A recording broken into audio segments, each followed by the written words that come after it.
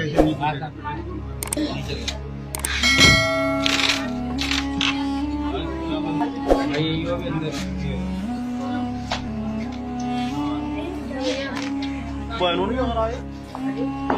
میری اماں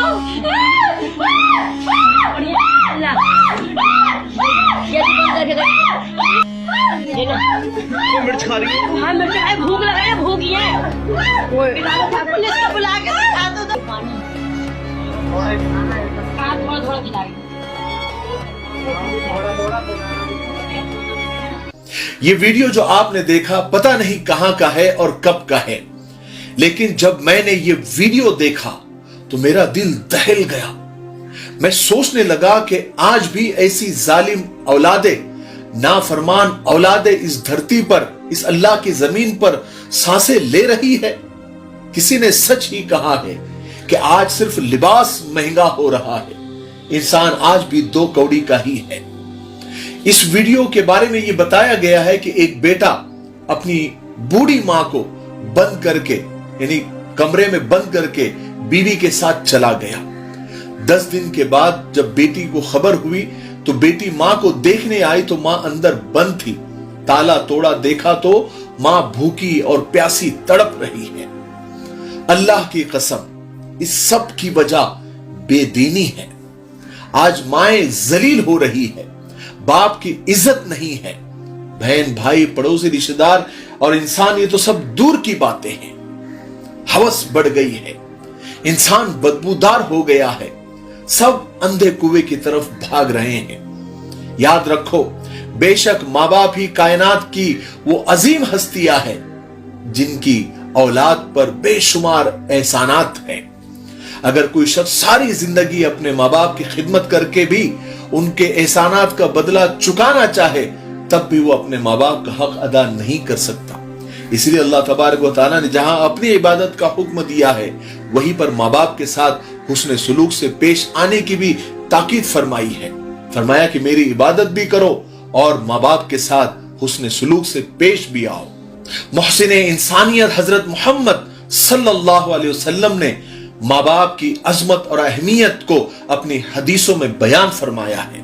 سرور دو عالم صلی اللہ علیہ وسلم نے ارشاد فرمایا کہ جو اولاد اپنے والدین کو یعنی اپنے ماں باپ کو محبت کی نگاہ سے دیکھ بھی لے تو ہر نظر محبت پر اس اولاد کو ایک مقبول حج کا ثواب لکھ دیا جاتا ہے. لیکن افسوس ہے آج کل ہمارے معاشرے میں ماں باپ سے بدسلوکی کے واقعات دن بدن بڑھتے ہی چلے جا رہے ہیں. تقریباً 10-15 سال پہلے کا واقعہ میں آپ کو سناتا ہوں کہ ایک گاؤں میں ایک انتہائی شریف عورت کے شوہر کا انتقال ہو جاتا ہے. اس کا ایک ہی بچہ ہوتا ہے. اس وقت اس کی عمر 5 سال ہوتی ہے. شوہر کے انتقال کے بعد وہ عورت بالکل تنہا ہو جاتی ہے. اس کے آگے پیچھے کوئی نہیں ہوتا ہے اور غربت اور غریبی کی وجہ سے رشتہ داروں نے بھی کنارہ کشی اختیار کر لی ہوتی ہے. کسی نے سچ ہی کہا ہے کہ ٹوٹ جاتا ہے غریبی میں وہ رشتہ بھی جو خاص ہوتا ہے. بہرحال لوگوں کے آگے ہاتھ پھیلانے کے بجائے اس بیوہ عورت نے روزی روٹی کے لیے آس پاس کے گھروں میں کام کرنا شروع کر دیا. کام کاج کے دوران وہ اپنے بچے کو اپنے ساتھ رکھتی اس امید پر کہ وہ نہایت پیار و شفقت سے اس کی پرورش کرتی رہتی کہ بڑا ہو کر یہ اس کا سہارا بنے گا. وہ ماں اسے بڑا کامیاب افسر بنانا چاہتی تھی.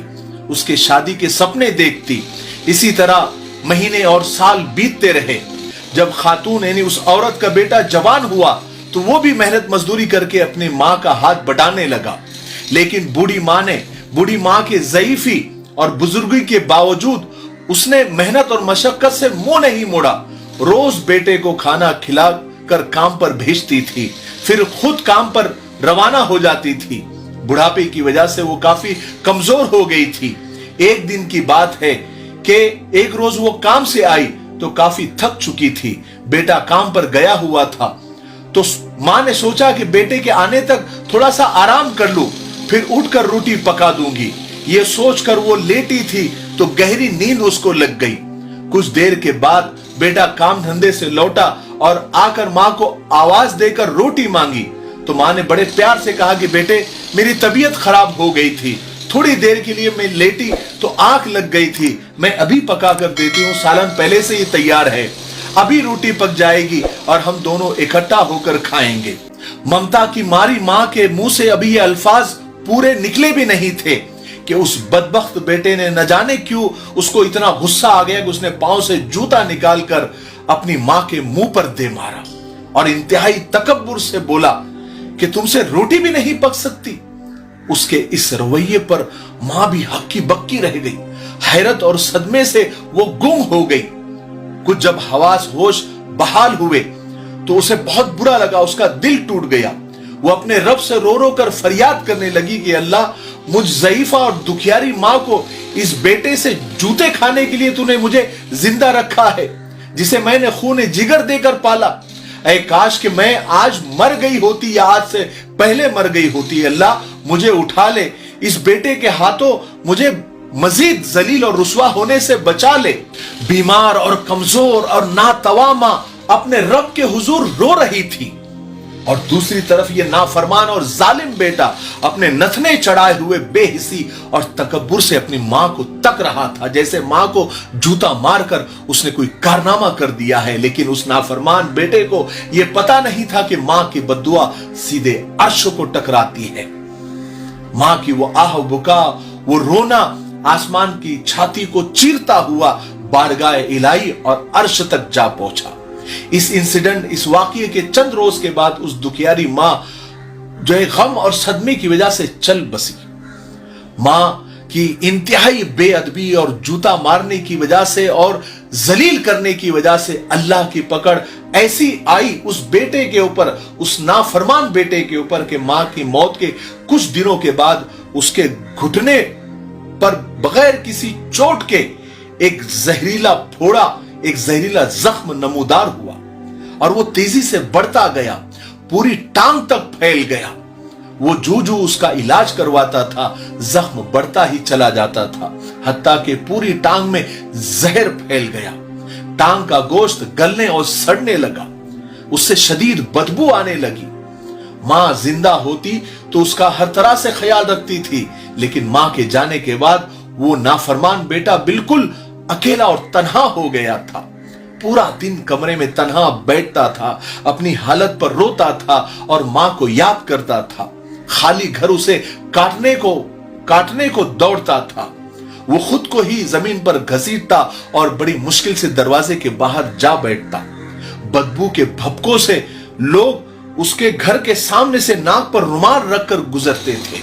उस बेटे की हैसियत धोबे की कुत्ते से भी बदतर हो गई थी। लोग तरस खाकर उसके आगे रोटी फेंक कर जल्दी से भाग जाते थे। जो भी उस जालिम, उस नाफरमान, उस बीमार बदबूदार बेटे के सामने से गुजरता तो ये जालिम बेटा, ये बीमार बेटा उनकी तरफ देखकर, वैसा ज़दा निगाह से देखकर यूं कहता कि हाय हाय मुझे मौत आ जाती, हाय हाय मैं मर जाता, इस जिल्लत की, इस बीमारी की जिंदगी से तो मौत अच्छी है। और वो बार बार ये कहता कि ये मेरी मां की बद्दुआओं का नतीजा है, काश मैं मेरी मां की नाफरमानी न करता, उसे न मारता। वो बार बार इसका उसको एहसास होता था, लेकिन अब पछताने से क्या फायदा। मेरे भाइयों बहनों और दोस्तों, मां की बद्दुआ से बचो। देखो मुझे दीदे इबरत निगाह अगर हो, बेशक जिंदगी खुद भी गुनाहों की सजा देती है। रसूल पाक सल्लल्लाहु अलैहि वसल्लम का इरशाद पाक है कि 2 गुनाहों की सजा दुनिया में ही मिल जाती है, एक जुल्म और दूसरा माँ बाप की नाफरमानी। अल्लाह तबारक व तआला हम सबको गुनाहों से महफूज रखे और माँ बाप की कदर और कीमत जानने और उनके साथ हुस्ने सुलूक की तौफीक अता फरमाए।